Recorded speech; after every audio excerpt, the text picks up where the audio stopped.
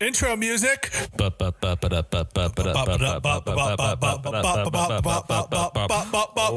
narration. Doctor! My name is James. My name is Joey. And this, ladies and gentlemen, is the Brothers Padre. And on this special week of conversation and uplifting talk, What is this, like an episode of This American Life? What are we doing? a thought for your thoughts. PBS Baseball Talk with James and Joe. Basically, I want to delay as far as possible because I'm upset, Joseph. How about yourself? Yeah, as a sports fan, specifically a fan of the San Diego Padres, not having a good time, James. No, not at all. Not at all. Not having a good time. Yeah, obviously, it's the story of Padres baseball, right? You know, we've been slumping. There's no other way around it. The offense isn't offensing, James. No, they're not offensive at all. They're rated G offense. We want a hard R. Is this rated G in the 1980s, though, or is this rated G, modern rated G? Oh, this is totally rated G modern era. Like, we want a hard R 1980s movie. You know, like, this is what we want.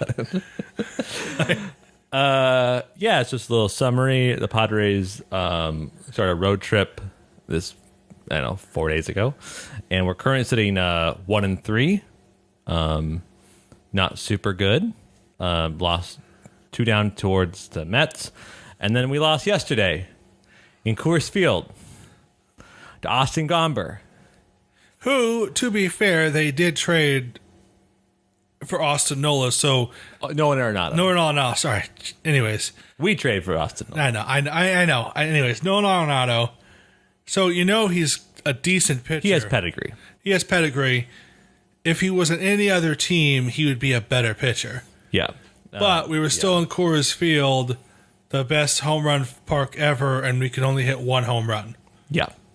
We tried to hit more, but Coors Field hated us. We'll go over in the recap. Yeah, it turns out when it's 100, it was 100 degrees in Coors Field yesterday, and when it's 100 degrees, the ball doesn't fly out of the park as easily. There were a lot of balls, even the Colorado should have had at least 6 home runs, right? And we should have had like 6 home runs too. It was ridiculous. It's been a pretty awful watch. I'll say that much. We are in a slump. Yeah, being swept by the Cubs was rough at home, and the quintessential Padres big innings that happened in 2020 just never came around. They came around on Sunday with Tatis with a grand slam, and then Machado followed back with a back-to-back home run. But we just didn't see clutch hitting from 1 to 9. We didn't really see good hitting. I'll say that much. Like, we just last episode, if your name isn't Fernando Tatis Jr. or Tommy Pham, you're kind of not producing for the team. And here's the thing that just, it's frustrating. This is what you have to remember about baseball. If you have been a loyal listener, which I know everyone is, and if you're not a loyal listener and you're starting this is your first episode listening, Welcome. Yeah, welcome. We love you. And if you know Ryan Weathers, tell him to come on our podcast. Yeah, please. And if Mark Grant, please come on our podcast. I have so many questions. Anyways, so the beginning of the year, the first couple of ones we did these, all we could talk about was Tommy Pham's slump. Yeah. And this is the beautiful thing about baseball, because the whole Padres in the beginning of the season were hitting pretty well. Tommy Pham just could not hit to save his life. Now, he literally has half the offense on his back. Oh, it's awesome. He is again, he was had the most hits last month. It's insane. His on base percentage is second of all of Major League Baseball players in the last month. Yeah. And the first person would be Vlad Guerrero Jr. The third person, I believe, was Acuna Jr. and then Tatis Jr. Number 2 was Tommy Pham. So it was pretty awesome insane. Stuff. Yeah. I mean, he went from like being a negative replacement player into a positive 1.3 replacement player in a month. Like basically, like he's 1.3 times better than a normal player Yes. in a month. So that's really, really good. And the thing is, it just stinks because we just need all of our players to start hitting like that. James, should I get you some data about what possible solution, possible problems? Should I jump in, James? Yes, and it has a lot to do with. We've talked about the dead end ball. Yeah. We've talked about hitting approaches to launch angle. Yep. Which isn't really what the Padres' method of contact was. Get on base, keep moving the ball forward, and it just seems like I saw somebody listen to the radio and they talked about how the Padres against good pitchers have a negative record against top tier pitchers. Yeah. Everybody in baseball has a negative record against top tier pitchers. That isn't a stat that is valuable. No, I think the only difference, and let me just, I'm going to throw a lot of stats at you guys about the slump. And I think it's interesting because it paints a picture. Allow me to be Van Gogh in St. Paul's Asylum, James. But instead of a paintbrush, I'm just St. Paul's Cathedral? No. He was in an insane asylum when he painted. If you just let me finish, you would have found out that he was incarcerated in St. Paul's Asylum. Van Gogh was, and there he painted Starry Night. And that's kind of like what I'm about to do with my spreadsheet. I'm going to paint a picture. Can I just say, first of all, Starry Night is not the most famous picture by the no, but he did paint it in St. Paul's Asylum. I get it. And I'm kind of like in an asylum watching this Padre team. This is true.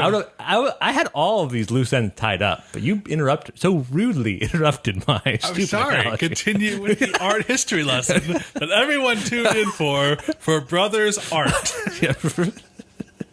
I definitely feel like the Brothers Art would be very This American Life PBS. Remember that PBS show? Classic Masterpiece Theater? Masterpiece Theater, yes. Anyway. Continue with the metaphor-zizing. So, much like Van Gogh, I'm going to paint a picture for you with data. James, last year in 2020, the Padres did incredibly well. They were fourth in home runs with 95 across 60 games. We have played 64 games, is that right? Mm-hmm. So I'm going to compare the season. They're equally comparable. How many home runs do you think we have this year so far? It's probably around 70. 69. I was correct. Not nice. There's a thing called Fangraphs WAR. It's a wins above replacement. It's a aggregate stat that determines the value of a player contributed based on versus an average player. I referenced it earlier. So basically, if you have a 0, you're a perfectly average player. If you have more than that, you're better than an average player. In 2020, we were second in offensive F4. What do you think we are this year? 23rd. Better. 15th. Oh, okay. I'm a little down this week, ladies and gentlemen. Usually I'm the positive one. In 2020, we were 5th in WRC plus, and that is a stat that basically says how park adjusted, how good are you at creating runs? 100 is the perfectly normal, and we were 115 in 2020, which means we're 15% better than a normal team in producing runs, park adjusted. We are 16th this year in creating runs with 94, so we are 6 runs less than a normal. 6% less than a normal average team. And this is where it gets interesting. So I kind of paint a picture of like we're not hitting well. That's obviously what this is like. We should caveat with the slump. Our pitching's been great. Our relief pitching's been serviceable, if not elite. Our starting pitchers have done a great job. Chris Paddock had a great outing. Lamet had a good outing. Like you look at our starting pitchers. All our starting pitching, the last, I'm going to say 10 days, every one of our starters put in an effort that should have won them the game. Yeah. They all had top-notch professional outings that you know. Sub 4 runs. Yeah, it was incredible. And that's the most frustrating thing is because our pitchers are keeping us in these games we just need, if we could just score 2 runs a game, we would win a lot of these games. Or 2 more runs, have 4 every game. So this is why I kind of want to get into, like, what's different between this team and last team? Because the same roster, effectively. There's not... Yes. Started, especially. We did not have that big of a difference. And Manny Machado was on the microphone on Sunday's game for the New York Mets, and he was just having fun in batting practice. And he said something. He's like, I only want barrels. I only want to hit balls with a barrel. And barrel is a very specific thing in baseball stats. It's literally hitting the ball right in the sweet spot, the barrel of a baseball bat. And that's a quantifiable stat. You can determine the barrel percentage and how much, you get that spot in the bat. In 2020, we were 3rd in barrel percentage with 9.9%. That means 9% of the time when we swung the bat, we had great contact. This year, we're 25th. So the quality of contact is actually relatively the rate of contact is relatively the same, but the quality is down by 3%. Which is, down by 33% for us based over last year. That's huge. That is huge. That's enormous. Like that's we have a barrel rate of 9.9% in 2020. We have a barrel rate of 6.9% in 2021. Not nice. Just not good, right? And I was like, maybe it's just a launch angle thing. And we were 21st in average launch angle in 2020, and we're 27th in 2021. That's not that big of a difference. No. It's like a 0.9% difference, but I know is different, but not enough to say, hey, that's a 33% drop in barrel percentage. So the quality of contact is getting super low. And here's what's really trippy. We're only 9th in ground ball percentage. We were 9th in ground ball percentage in 2020. We're actually 4th in ground ball percentage this year. So we hit less ground balls than last year, yes. So what you're saying is we're all trying to hit more home runs and less ground balls. So this is where it's trippy. It's the quality of the hit has gone down, but we're not hitting as much grounder, despite us, seemingly grounding double plays every other second, right? Yeah. In last year, there's a hard hit percentage, which is similar to barrels, but like basically if you hit a ball after a certain exit velocity, it's a hard hit. We were 3rd in 2020 with 42% hard hit percentage. We're 7th in hard hit percentage this year with 41.5%. So that's a 0.5% difference. But here's trippy. There's no division rival has a harder hit percentage than us. So we're hitting the ball harder than any other division rival. We're grounding out less. But we're 20th in homers. We're 25th in barrel percentage. So we're getting pop outs, we're getting fly outs, and we're getting line outs at an inordinate rate versus last year.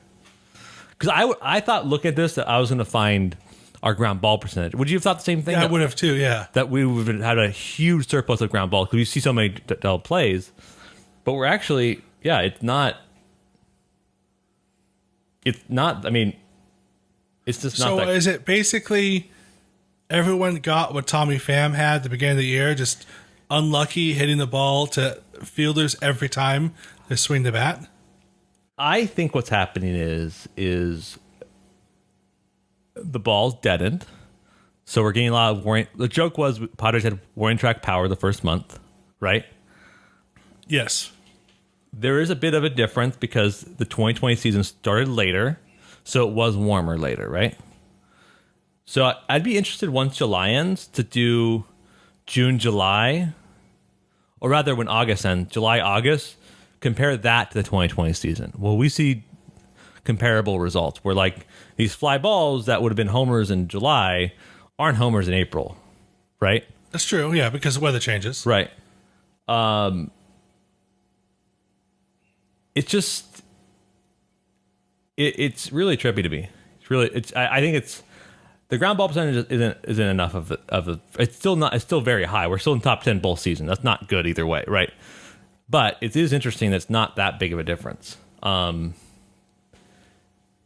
Yeah, so we're just not getting I think the biggest story is the barrel percentage just not being the quality of contact going down, and we don't have quality of contact. Balls don't go as far, and our strikeout rate is also relatively the same than it was last year. So just literally, we're finding outs with balls in play. We're making plenty of contact. It could also just be that. And it's because the advanced shifts and all that kind of stuff. Oh, yeah. We mentioned this before when we talked about the shift. I like them because it's the player's responsibility to learn how to hit the ball the opposite field. Yep. I think that's a lot to do with it because we do it against the other teams as well. We have that crazy shift where Manny Machado's in short right field. We have all different types of shifts depending on the hitters, advanced analytics, as up to the hitters to inside out their swings, to hit the ball the opposite field, lay down a bunt or two. Mm-hmm. I think that's probably one of the reasons is that we just we're hitting into the shifts. We need to learn to not do that.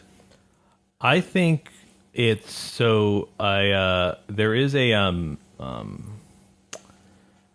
the Dodgers have like a celebration called Barrels Are Overrated, and the whole idea was that hey, they're hitting balls all over the place, even if it's not quality contact. They're basically making weak contact against the shift other way to get people on base.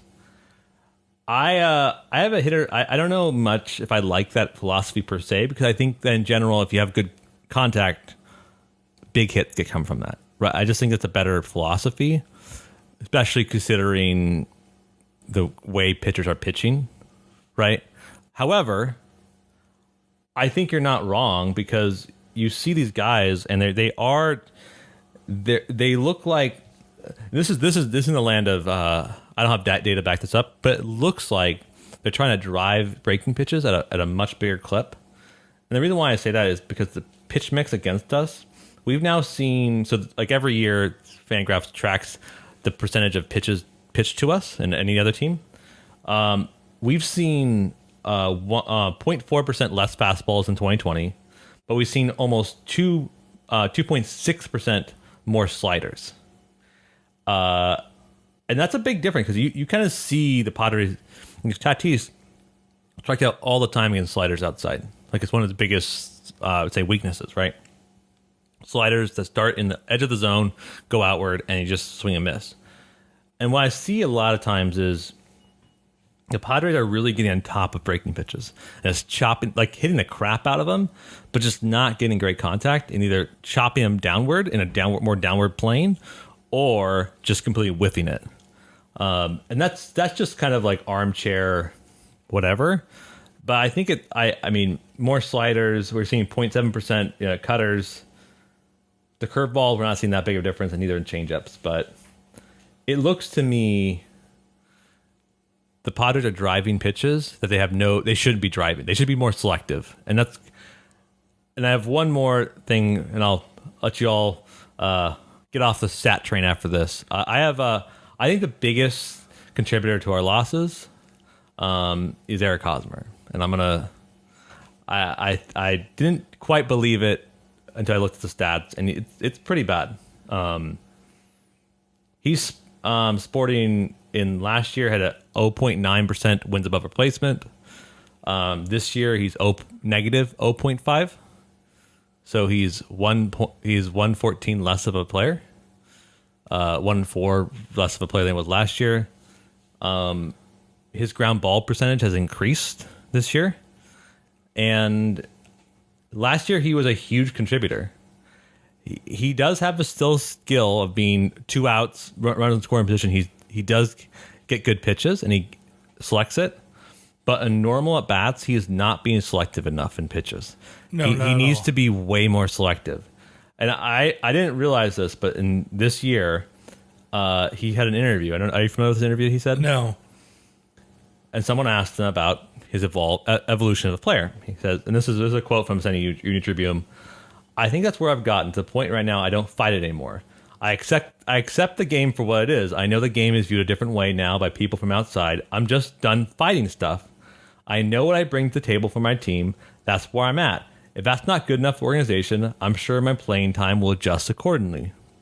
The outside stuff, the accolades and all that stuff, they're nice and they do me a lot. But the point I'm at in my career is just about winning games.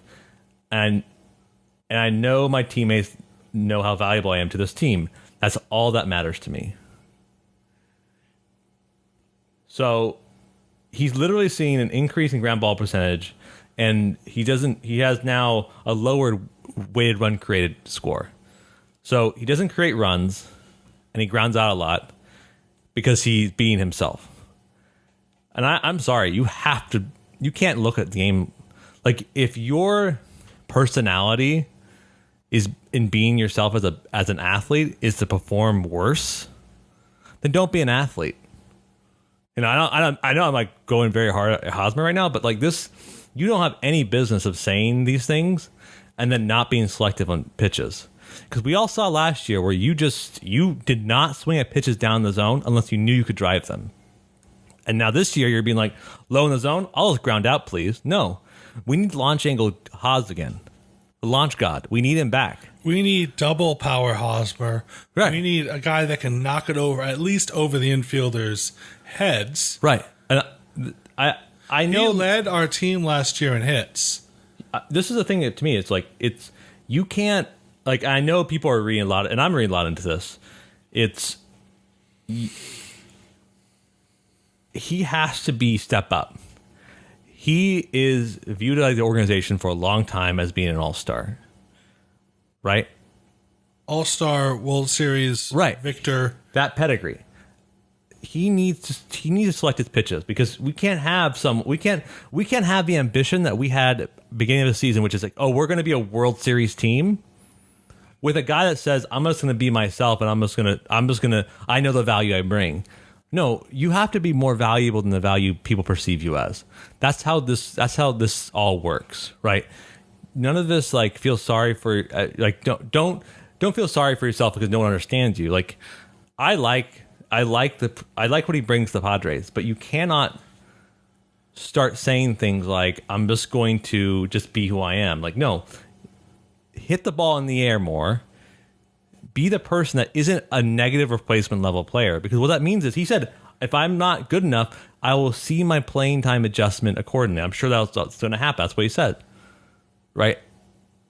Like, what kind of attitude is that? Like, that's not the right attitude to have. Like, no, be the 2015 Eric Hosmer. Be the 2020 Eric Hosmer. What? Exactly. If you think about, look at all these games that we've had, and you start seeing these rally killers that happen a lot in the Padres past 14 games, but like with Hosmer in the middle of that lineup, you just start seeing, and Myers is the same way. Myers has definitely slumped a lot too. But the thing is with Myers, his power numbers are not there, but at least he's getting singles.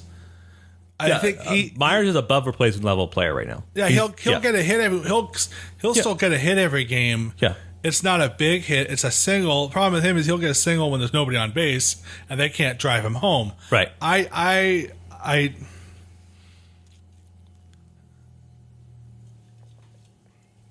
don't think I don't want to blame Myers. I think Myers is not as hot as last year. Oh, no, definitely. None of our players are as hot as last year. Unless your name Fernando Tatis Jr. Unless you're Fernando Tatis Jr. Exactly. But he's probably as hot as he was last year. Yeah. He's not decreased. And Trent Grisham. The only people that are producing right now are Trent Grisham, Tatis, and Pham. Yeah.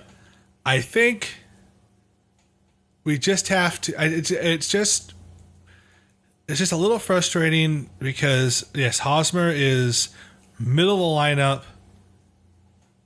and he just always gets an out.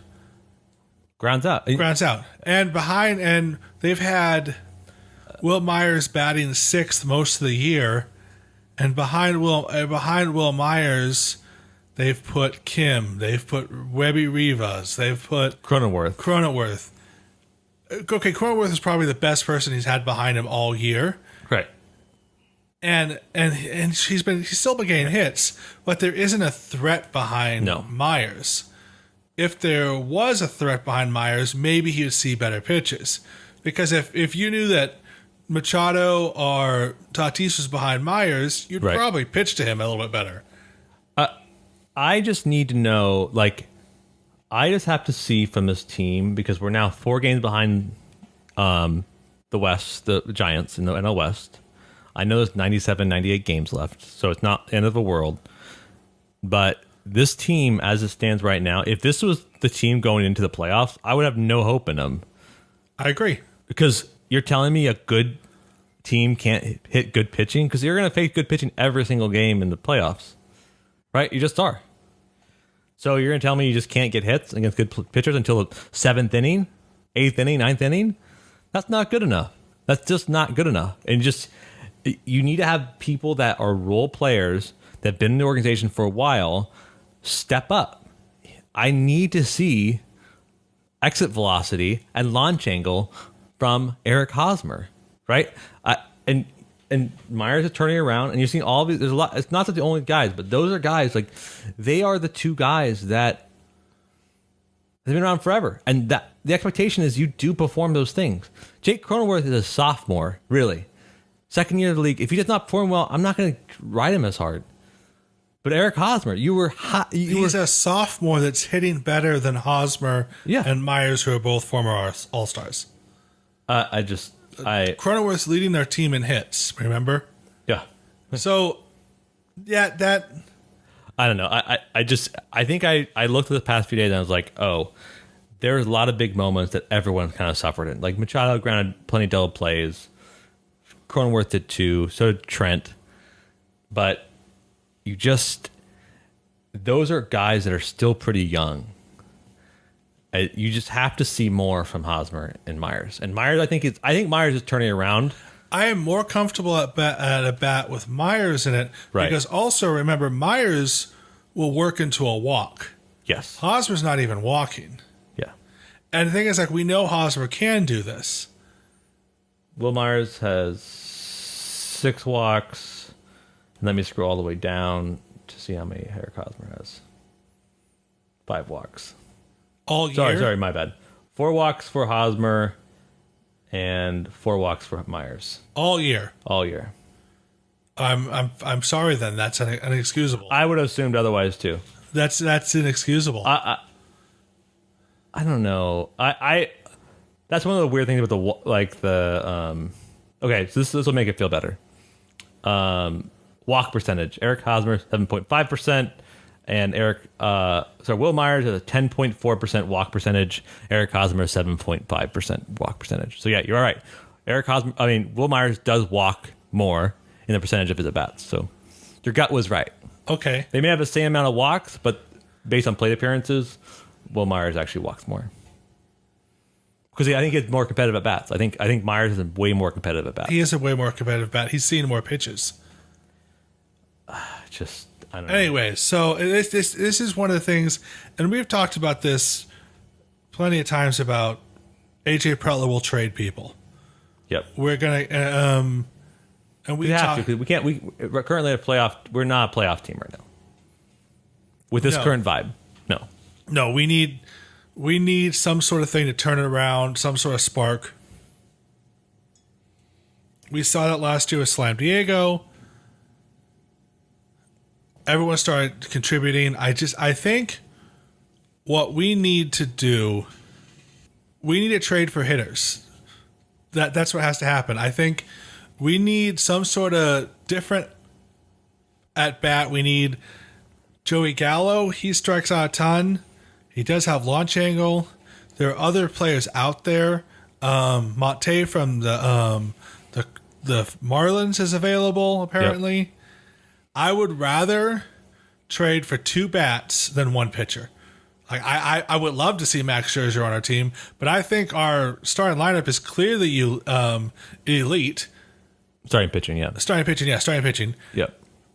1 through 5 of our rotation, and Weathers as a backup 6th. I would take that rotation better than anybody else in the league right now. Yeah. And they they've proven they can go one-on-one with the top guys. It just seems like we need something with the bats. And the thing is, we have key pieces that aren't doing anything. Machado's not producing. That's probably one of the bigger frustrations. So I will say this about Machado. He doesn't have the oomph as he did 2020, but he's still like an elite defender, saving runs on the hot corner. I know that. I absolutely understand all that. I'm just saying, if he was 20% better, if he got 3 more hits a week, we would have more wins than we would do right now. Yeah. He seems to strike out a lot, and he's not doing big game things at the moment. He can. That's the problem right now. I think the Padres just they got whatever Pham had at the beginning of the year. Do they all just need to run into Kim at one point to knock their heads into gear? Is that what happened? Ooh. Kim, just start headbutting all your teammates. I think we need a shakeup, James. I think we need a shakeup both. And I think that's what happened. So that's what happened. Yeah. You could clearly tell Pham was struggling. Pham got pissed. Pham got better. Yeah. The team is struggling. You can tell they're all ticked off. I don't know if you follow all the Padres on Twitter. Oh, yeah. Will Myers posted, "This is embarrassing." Right. They all just need to get pissed and do better. They can all do better. They're all elite players. Yep. All right, James. I think we need to do some armchair management, James. All right. The best kind of management. We need... AJ probably called us before this podcast. He didn't want it recorded. I understand that. He's a busy man. He asked us for the lineup for tonight's game, and we both gave him one. Yeah, we both gave him a couple suggestions. So, yeah, tonight's game, you'll either take James's or mine suggestions, and you'll know which one's which. So, obviously, Joey and I want to say, what lineups do we think can shake up the team? Because the idea of that is like maybe make people out of their element a little bit, make them kind of look at the approach a little bit, and maybe that'll help because we're hitting the crap out of the ball still. We're just not, exactly not landing for hits. So what's your lineup, James? So I have 2 lineups. Okay. A simple change and a drastic change. Okay. Let's do the simple. All right. The simple change is simply take Tatis from the 4th spot and have him lead off. Ooh. Okay. So we have our best hitter leading off the game. The Ronald Acuna Jr. Ronald Acuna Jr. And it also seems like the bottom of the lineup, if they get people on, it just seems like there's always... if there's people coming around, they can get on the lead to walk. So basically what that means is you'll then have Tommy Pham hitting second, Trent Grisham hitting third, Manny Machado hitting fourth. Then I would go Myers, Hosmer, Cronenworth. Actually, I'd probably switch Hosmer and Cronenworth. So Hosmer would be 7th? No, I'd probably go Machado, Myers, Hosmer, and then Cronenworth, and then Carantini. Probably have... Anyways, that's why I think we should probably go. That's just basically a simple lineup where you move the top guy to front, everyone just sort of steps down a bit to fill in the spots. That seems very similar, though. That doesn't seem like a proper shake-up. So I want... What I'm saying, so now I have a drastic change. I want to hear the drastic one. The drastic change, which unfortunately I think people will do the simple one first. The drastic change is Tatis leading off. Okay. Will Myers hitting second. I like this. Trent Grisham hitting third. Okay. Manny Machado hitting fourth. Okay. Tommy Pham hitting fifth. All of a sudden you have our best hitter, who can... I want to see him driving more runs, all right? Right. Then I'll have Cronenworth after Pham. Yep. Carantini and Hosmer. That is... That's the lineup I want to see tonight. Yes. That is an ultimate shakeup. All of a sudden, you have Myers up to the front, hitting... you'll see better pitches because all of a Trent Grisham and Machado behind him. Right. Or hit more, and Tommy Pham can get on base after Machado, and he's been driving his singles. So if Machado can't drive them in, give Tommy Pham some RBIs. And Trent, and then we have Cronenworth, who is clearly he's the best contact hitter we have. Right. Carantini, decent. And until decent. And until Hosmer proves himself not a number 8 hitter, he's going to be the number 8 hitter. Yeah, maybe if he's a number 8 hitter, he'll start learning to walk again. And also, Will Myers will start seeing better pitches, and he could be more selective. So the drastic one on my end is almost similar to yours. The only difference is I have Kim on the 8th hole and Cronenworth's playing first base. Okay. I think that Hosmer's so bad right now, dude. He's just so bad. I'd rather give at bats to Kim and have Cronenworth pay first base. Cronenworth is a good first baseman. He really is. And I know I'm going very hard, but why? I mean, to me, it's like, are we trying to shake things up? Then it needs to shake the vibe of the team. It's like, your job is replaceable. Do you want to be back at number 4, number 5, Hosmer? Then your pitch hit appearances better be incredible. That's true. I know it sounds like so harsh, but that's how I feel. Like, if you want a real proper shakeup, dead weight isn't around anymore. And also, this is the other thing that we did not talk about is it seems like every once in a while Hosmer forgets how to be a defender. Oh, he can make some former Gold Glover, remember, right, some Gold Glove plays, and all of a sudden he'll just make a random, can't back up on a ball, misses pitches, and it doesn't scoop him very well. And it's really frustrating. Yes, Tatis is leading the league in errors. I think you could give 7 of those errors back because of Hosmer. Yeah. You definitely can give I think Machado has 4 or 5 errors this year so far. So maybe not that many, but I remember he's done a few errors. They're all due to Hosmer not being able to pick a ball. I think Cronenworth is definitely a better defender, and Kim is would be a better. You wouldn't lose anything defensively doing that at all. No, not at all. You'd probably actually add defensive marks. That's what's annoying to me is Hosmer's defensive rating is so bad. How much do you wish we would have kept Mitch Moreland now? Another former Gold Glove first baseman. Yeah, he doesn't have the same range as he used to, but he's hitting right now.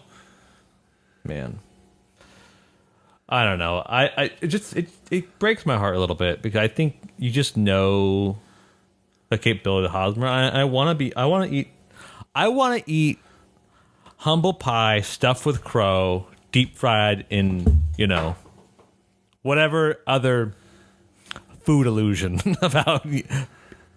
I want egg on my face, whatever. I want all of that. I want to be so wrong. I want Eric Hosmer just to be like, I heard the brothers Padre, and I said, F those guys. I'm going to hit 500 home runs. Do that.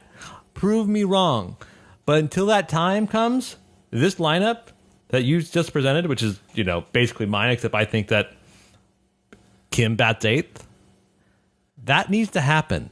You need to say, we're willing to try anything. We trust all these players because what we're saying is, what's upsetting is every single Padre player is capable of incredible things and a plus offensive player. Lineups don't matter as much as people make them out to be when you have this much talent. And last year, I think we had the most plus players in baseball.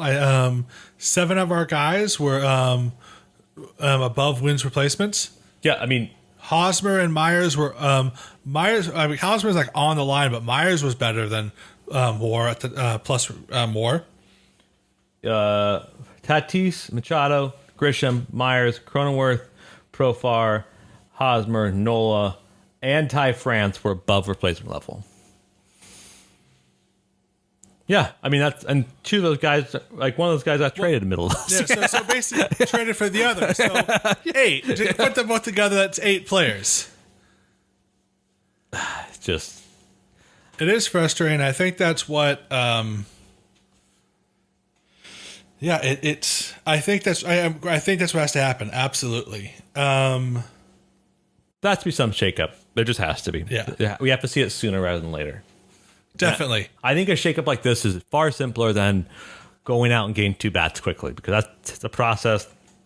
AJ Preller is not going to do it quickly. He's going to get a right deal. He's not going to execute a trade unless he gets the right deal. I agree. And that could be tomorrow, or it could be June 31st. On the deadline. I agree. Yeah. James, enough with slump talk. Shall I move on to something that you're very excited about? Yes. So, not only is there a dead end ball, there's questionable substances on balls. There's another problem in baseball right now, and that's umpires. And this year, it just seems like there's more attitude between umpires this year. There's more. Did they not get their union deal? I think they know that automated strike zone's coming. So because they're literally experimenting with automated strike zone in the Atlantic League. The thing is, they're not going to lose their jobs. No, they're not. So there's a problem with umpires, and during last night's game with Colorado, there was a pitch to Charlie Blackmon that was basically right down the middle, and it would have been strike 3. It was the second out of the game. It was 2 outs in the game. It would have been a third out, end of the inning, but it was called a ball. 2 pitches later, he hits a single. Yep. And I said, there needs to be a new stat, ladies and gentlemen. New stat alert. This baseball does not have enough stats. And we need to call this stat UIR. And that stands for Umpire Induced Run. And so what a UIR is, if you have a UIR, it doesn't affect the pitcher's ERA at all, because it's not on if the pitcher didn't get him on base, the umpire got on base. Right. And so we need to lay ground rules of what is a UIR. Because if it's a strike 1 call that's a bad call, Right. it's not a UIR. So I'm so happy you talked about this, because I love stats, as everyone knows. He is currently on his stat machine. I think there need to be 3 things that define a UIR. You ready for it? Yes. And we'll negotiate and we'll talk about it. For one, if it is a strike 3 call, and it is not called a strike 3 call, and it is clearly in the box that everyone has access to to see, and then the runner scores via subsequent hit, subsequent walk, then drived in, that is a UIR. So yes, anybody that's on base that scores is therefore a UIR. If there's 2 outs, right? If there's 2 outs. Okay. So strike 3 called, not called. That is, but runner or runner on base, but batter or runner on base scores, and subsequent, Yes. Hitting in with that subsequent actions, that is a UIR. Okay. And not charge the runner, not charge the pitcher, it is charged to the umpire. Correct. Right.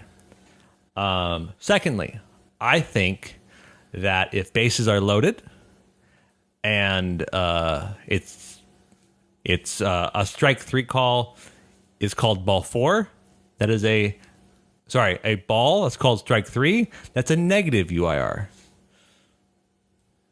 Does that make sense? Or how do you go through if an umpire stops a run from happening? How is that charged in a UIR? So if it's a clear ball, end of the inning, strike out, like a foot off the plate. What happened in the Yankees-Red Sox game a couple weeks ago? Yeah, strike 3. Yeah. Call, bases loaded. Yeah, it should be a negative UIR. It should be. It doesn't affect the pitchers at all. It doesn't affect any of the stats, obviously, because the stats ended. But it should still go against the and the umpire should be charged for every hitter that's on, every person that's on base, including the batter. Ooh. So it should be a negative UIR if it's base loaded 4. Oh, wow. Because potentially all 4 of those guys could have scored. It's like the UIR Grand Slam. Exactly. Exactly.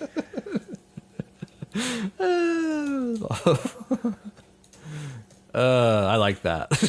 So we're doing plus UIR and negative UIR. Yeah. And here's the important thing. And if you're plus or negative, both are bad. I like this stat.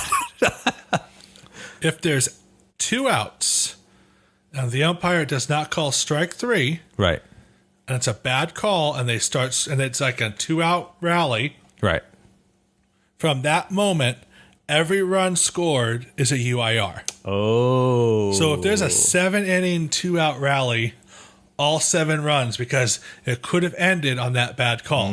And you've seen pitchers get a bad call and just get upset and lose their minds and start throwing, just beach balls up there. So no, I think everything from that point on, if it's 2 outs, 2 strikes, and the 3rd strike is called the ball, from that point on, everything is a UIR. Wow. I like that. I like that. And I think that would be an interesting stat to keep track of. It would add to the umpire's scorecard, because you can look up umpire scorecards and they show you all the missed calls they made. Yeah, can't see this, but I pulled up the one from last night, and there's obviously a ball right in the middle that they missed. Yes, exactly. And that's the Charlie Blackmon one. Yeah. So, and then on that side, you have plus minus UIR score. All right. Yeah. And we can keep track of it. All of a sudden we know, so the ERA won't go down.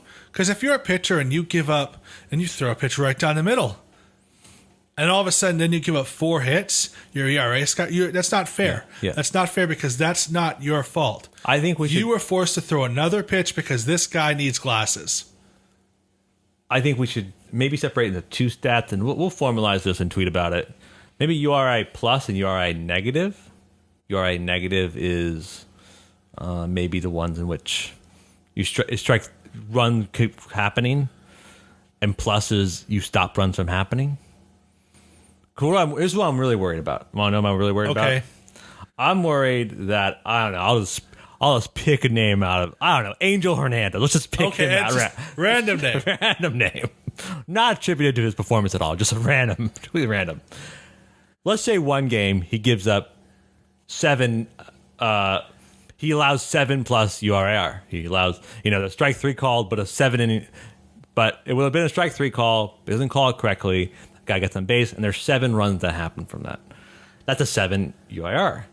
But what if next game he has 7 straight innings where he ends rallies with bad calls? That gives him a UIR over the season of 0. No, here's the thing. Okay. They do not cancel each other out. Oh. It's like on base and RBIs. They're 2 different stats. Okay. All right. They're 2 different stat lines. So UIR plus is either going to be you add runs. Runs. UIR negative is you take away runs. Yes. Okay. They're 2 different stat lines. They do not cancel each other out, Angel. Totally random. Random. No, I went to randomumpiregenerator.com. Yeah. This isn't a real person. Please don't sue us like you sued Major League Baseball. Anyway, so yeah, that's what I want. I want a UIR, I think, and then we can, at the end of the season, we can look down and look. Or even like, look, this umpire has a UIR of 22. Yeah. Plus, he's given up 22 runs on bad calls. Yeah. And, I like it. Yeah, I like it. And the worst umpire of the year is, taken out behind Shea Stadium and humanely destroyed. I like it. We'll formalize this a little better. But I like this. I like the stat line. So we can now see. I don't know. Once again, maybe we see ahead of the time. Oh, Angel Hernandez is coming to town, and you can look up. Oh, his UIR scores, or like, oh, he's known to give up runs. Or I'd actually bet he'd be a big UIR negative guy. Angel Hernandez. I bet if I look back at it, he's probably stopped a lot of rallies. And he probably has. Yeah. Well, I'm excited to make the stat up, James. Yes, exactly. This has to be This has to be a thing, because here's the thing. We don't want to do this, but if the umpires consistently want to put their faces in baseball and want to be in everyone's business, again, I've said this before. If I know an umpire's name, that umpire is doing a bad job. Yep. They should be automatons sitting back there making correct calls. Automatons. So, like, there shouldn't be three teams on the field. Right. But we mentioned this before. Blake Snell had an amazing pitching performance a couple games ago. Yeah. And despite the fact that he was getting so many bad calls, he was pitching against two teams. One of them was the umpires. And if the umpires consistently want to do that, then we're going to start marking you up as a team. Right. You know? And here's another stat. We could do umpire, like, because they're all there. There's a team of them.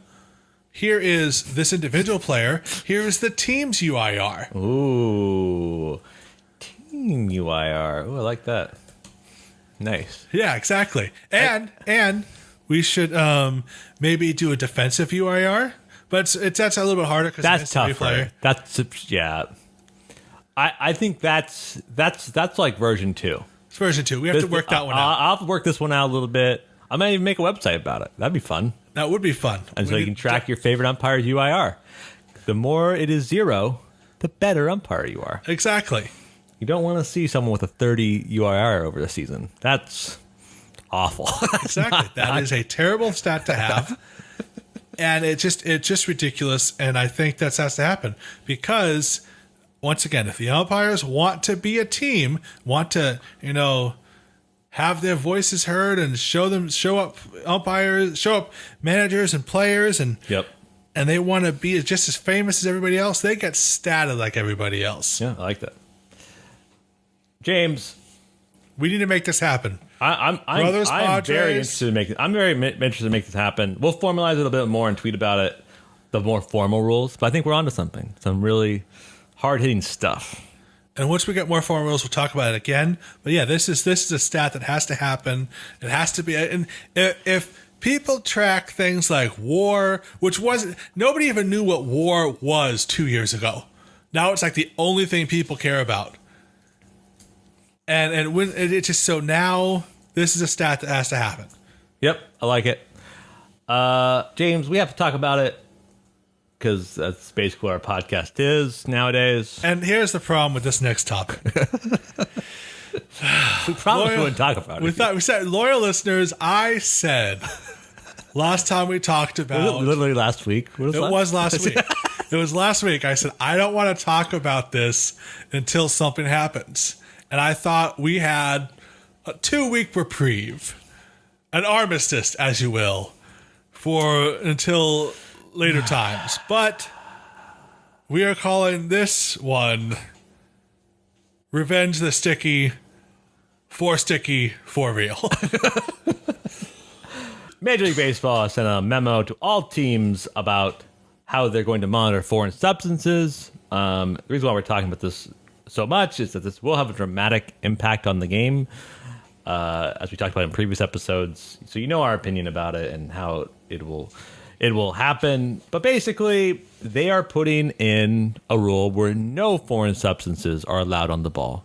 That includes rosin plus sunscreen, pine tar, spider tack, glue, ceramic cement. All those things will not be allowed, and the only thing that will be allowed on the baseball will be rosin. There will be checks after June 21st. At the umpire's discretion, it is believed to be that just every pitcher will be checked multiple times. Relief pitchers will be checked. Everyone will be checked in between innings. If you are caught with it, you will get 10 days suspension with pay, which is interesting. And worker something. Which Union is- Workers Unite or whatever it's called. Yeah, seriously, it's like you broke the rules. Take a vacation. Exactly. But you cannot replace that person on the roster. Really? That's savage. That is the especially if gut the punch. closer gets caught with one. That's rough for 10 days. That's very rough. So, basically MLB said a big long memo. You can find on MLB's site, effectively saying we were surprised by their selling foreign substances. We had no idea it was a big problem. Sure they whatever. didn't. Sure they didn't. Sure. And they're like, we're gonna put a kibosh on it starting June 21st.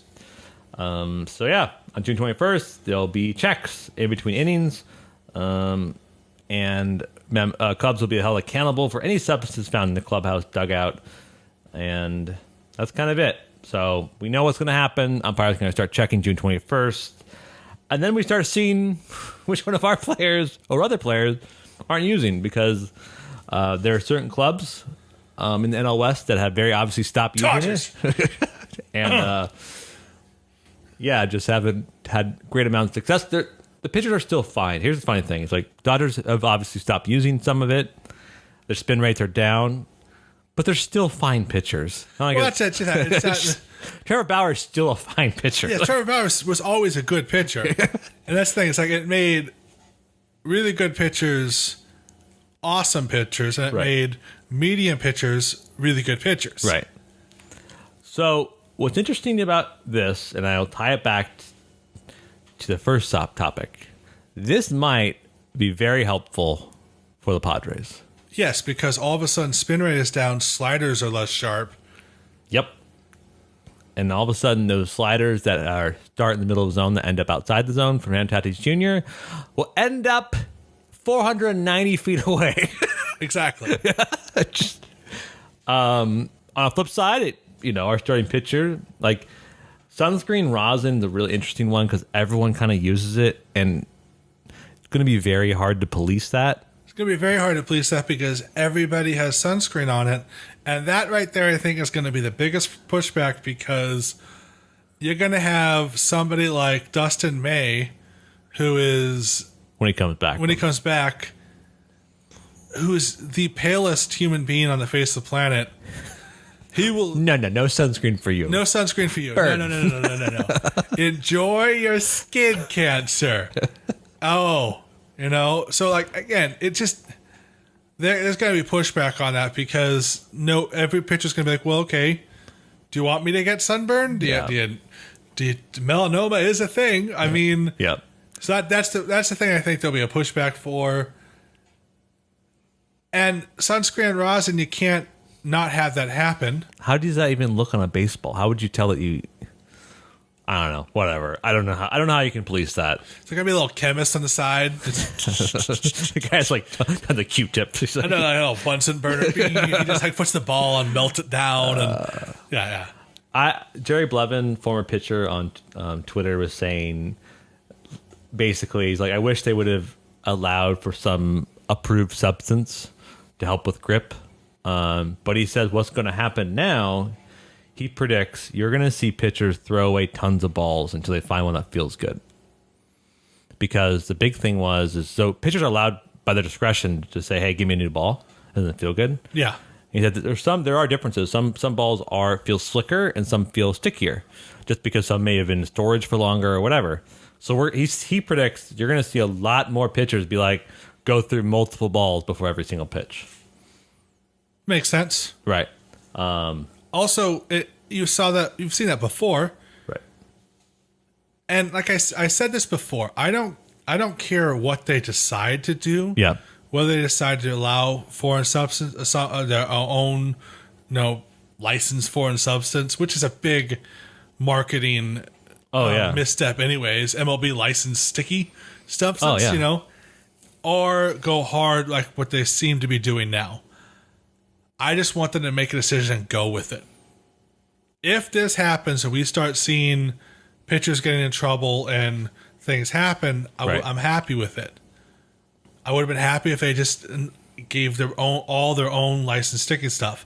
I still think you're going to see a licensed sticky stuff, because the problem is pitching has become so such a unique science. These guys can still throw 100 miles an hour. They just have less accuracy now. Well, that's the thing is there may be a drop in velo. Because if you don't have accuracy, then what's the point of throwing so hard? Exactly. So you might see a drop in velocity because they don't have much control. And I think it should, I should say, increase offense. Because I think that easier to hit pitches, more offense, and it's a better product all around. No hitters are fun, but 7 and before the All-Star break is a bit much. It is a bit much. Although I would like to see one more on the 17th. Are you going back? Are you going on the 17th? What's that? Are you going on the 17th? No, but it's the opening day of the San Diego Padres. How crazy would it go? I was thinking about it, if a Grand Slam happens on reopening day, San Diego might burn down Petco. We'd be so excited. Joe Musgrove is pitching, starting the game. Oh, it's incredible. So here's the thing. When Padres went from a 5-man rotation to a 6-man rotation to a 5-man rotation, which happens to make Joe Musgrove a starting pitcher on the reopening day, that's not a coincidence. Somebody somewhere made a phone call and said, this has to happen. That's awesome. I did not realize that. That's awesome. Well, James, we're an hour plus. I think it's time for us to end the episode. Any other parting thoughts? Any bits of wisdom? Anybody out there that knows anybody in baseball, we're going to tweet at John Boy and Draft Nick Mark and Fuzzy and even Rich Eisen. We got to get UIR a thing, because I think if this becomes an official stat, you will see the umpires will want an automatic strike zone. I think it's an official stat if we make it one. WAR was just Bill James' idea. WRC Plus was a baseball reference guy. But we can make this stat. We just have to have a website.